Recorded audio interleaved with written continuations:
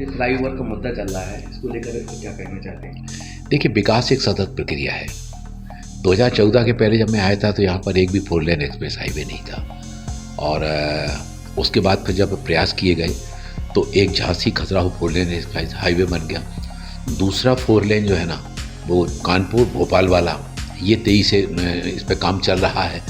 और हमारे गुरुगंज से होता हुआ अमानगंज होते हुए कटनी के लिए वो भी NH का काम चल रहा है।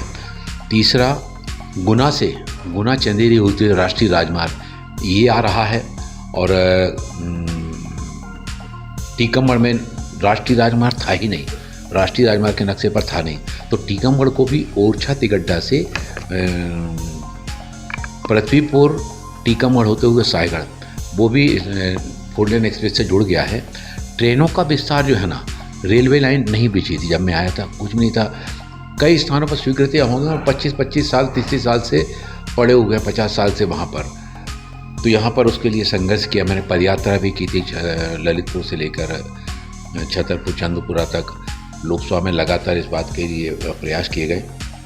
तो हमारे यहाँ की सिंगल लाइन डली, सिंगल लाइन डलने के बाद पहले पैसेंजर ट्रेन चली, लेकिन इतनी कम सीमित समयावधि में इतने अधिक आज रेलों के विभिन्न स्थानों पर जाने के लिए सुविधाएं इस क्षेत्र के लोगों को मिली।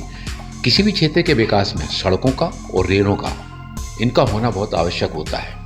अब जब 4 लेन एक्सप्रेस हाईवे बन रहे हैं तो नगर के चारों ओर से बाईपास भी बनाए जा रहे हैं। ये बाईपास की सुविधा होने से जो हैवी व्हीकल्स एक शहर से दूसरे स्थान पर जाने वाले रहते हैं, जो नगर के बीच से होकर जाते हैं, वो सब डाइवर्ट होकर के बाहर से जाएंगे, और उससे जो ट्रैफिक का दबाव नगर पर पड़ता है वो ट्रैफिक का दबाव इस पर पड़ेगा। जहाँ तक फ्लाईओवर की बात है तो जनता जो कहेगी इस पर, तो मैं समझता हूँ कि प्रशासन ने एक रायशुमारी करके लोगों का अभिमत निकालना चाहिए। जो व्यापक रूप से निर्णय आएगा उस हिसाब से काम को आगे बढ़ाया जाएगा। नहीं, ये कुछ नहीं है, वो तो प्रशासन ने पहल करना चाहिए, जनता की रायशुमारी रहना चाहिए, जो बहुमत आएगा उसके हिसाब से निर्णय लिए जाएंगे।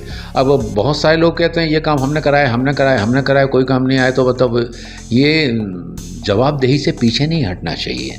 मैं अब अभी केंद्रीय विद्यालय की बात आई नौगांव की, तो नौगांव के केंद्रीय विद्यालय के लिए किसी ने कोई प्रयास नहीं किया। उसके लिए सारे प्रयास किए गए, फिर उसकी जगह दिलाने के लिए मैंने पहल की, फिर राज्य शासन से बात करके भवन उपलब्ध कराया। भवन के बाद फिर केंद्रीय विद्यालय संगठन ने कहा कि वहाँ पर फर्नीचर होना चाहिए, तो सांसद विकास निधि से फर्नीचर भी कराया। सारी औपचारिकताएं होने के बाद भी कुछ उसमें प्रशासनिक वो चीज़ें रह गई थी जिसके कारण से उसमें डिले हो रहा था। तो कोई चीज़ नहीं होता है तो वो सांसद जी ने नहीं कराया, कोई काम हो गया तो वो हमने कराया। तो ये जनता सारी चीज़ों को समझती है, ये उसके सब संज्ञान में होता है कि कौन समाज के हित में काम कर रहा है, कौन व्यक्तिगत हित के लिए काम कर रहा है। जनप्रतिनिधि की भूमिका जनप्रतिनिधि बन जाने के बाद पंच परमेश्वर शरीर की होती है, उसके लिए कोई अपना पराया नहीं होता है। उसके लिए जो निर्णय लेना पड़ते हैं जनता की व्यापक सुविधाओं की दृष्टिगत से लेना पड़ते हैं, और जो भी जनप्रतिनिधि के पास आता है उसकी बातों को सुनने के बाद जो प्रयास जनप्रतिनिधि से हो सकते हैं उन प्रयासों को आगे बढ़ाना, ये जनप्रतिनिधि की जिम्मेवारी होती है।